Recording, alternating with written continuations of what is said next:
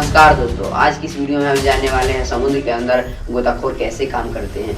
प्राचीन काल में जो लोग रहते थे उस समय सोचते थे कि समुद्र के अंदर क्या है, उनके तलहटियों में क्या है, समुद्र झीलों के अंदर क्या छुपी हुई रहस्य हैं, उनमें जानने का कोशिश करते थे। लेकिन ज़्यादा देर तक नहीं टिक पाते थे क्योंकि वहाँ पे सांस लेने का कोई साधन नहीं था। लेकिन आज के डेट में बहुत सारे ऐसे तरीके विकसित हो गए हैं जिससे समुद्र में पूरा कुछ समय तक और कुछ तलहटी के अध्ययन किए जा सकते हैं। बहुत समय तक पानी के अंदर रहा जा सकता है और बहुत सारे अध्ययन भी कर सकते हैं। तो आज की इस वीडियो में पूरा निचोड़ जानने वाले हैं कि समुद्र के अंदर गोताखोर कैसे काम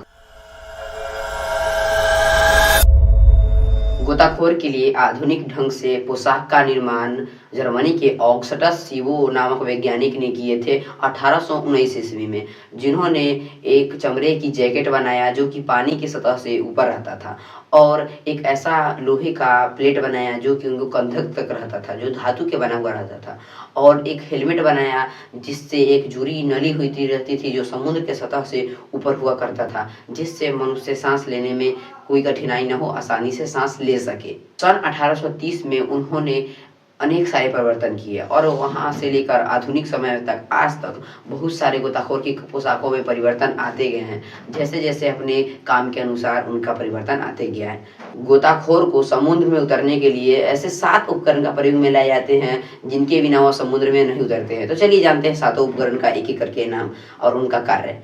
तो सबसे पहले एक पंप होता है जो उनको पानी की गहराइयों में भेजने के लिए धक्का देता है, जिसके प्रेशर के कारण वह पानी के अंदर जा पाते हैं। और दूसरा है स्टील का बना हेलमेट, जिनकी आंखों तक एक सख्त कांच की परत होती है जिसके द्वारा वह बाहर की चीजों को सही ढंग से देख सकते हैं। और तीसरा हम लोगों का है एक चुस्त पोशाक होता है जो उनके अंदर पानी प्रवेश नहीं करने देता है और उनके हाथ और कलाइयों को जोर से जकड़े रखता है।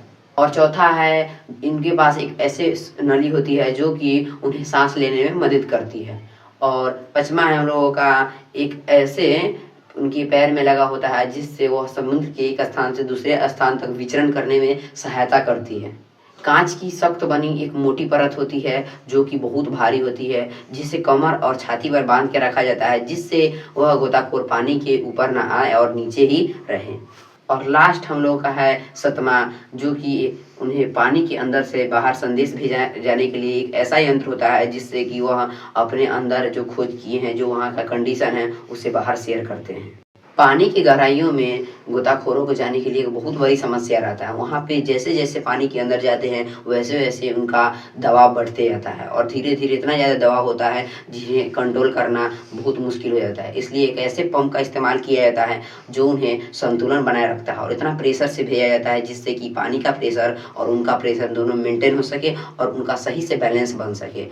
ज़्यादा गहराई में जाने के लिए एक लचीले कपड़े का उपयोग नहीं करके उसके बदले धातु का कपड़ा उपयोग किया जाता है, जिससे कि उनके अंदर जाने में काफ़ी सहायता मिलती है।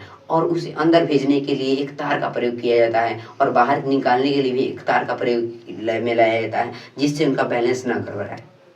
पुराने समय में गोताखोर समुद्र के अंदर जाते थे तो सांस लेने के लिए नाइट्रोजन युक्त हवा का उपयोग करते थे, जिससे उनको बहुत हानि पहुंचती थी और उनके शरीर में खून पूरा उसे अवशोषित कर लेते थे, जिसके कारण उन्हें बाहर निकलने पर बहुत दर्द होता था और खून में बुलबुले उठते थे और उनको बहुत दर्द होता था, जिनके कारण उनका मृत्यु तक भी हो सकता है। और आधुनिक समय में काफ़ी रिसर्चों के बाद एक ऐसे गैस का निर्माण किया गया है, निर्माण तो नहीं बोल सकते हैं, ऐसे प्रयोग में लाया जाता है जो उनके बहुत फायदेमंद होते हैं, जिनका नाम है ऑक्सीजन और हीलियम। इनका उपयोग करके समुद्री में जाने वाले गोताखोर की कोई अवशोषित खून नहीं करता है और एकदम मस्त काम करता है, जिससे वह जीवित रह पाते हैं और उनको कोई प्रॉब्लम नहीं होता है। और गोताखोर के आधुनिक समय में ऐसे ऐसे उपयोग लाए जाते हैं जिससे हमारे काम को बहुत आसान कर देते हैं। जैसे में नदियों और झीलों के ऊपर जब पुल बनाए जाते हैं तो उसमें नीचे जाकर देखा जाता है कि कहाँ क्या है और कहाँ क्या प्रॉब्लम है, कहाँ ज़्यादा गहराई है, कहाँ कम गहराई है। वहाँ पे जाकर और उनको पुल को मरम्मत करने में भी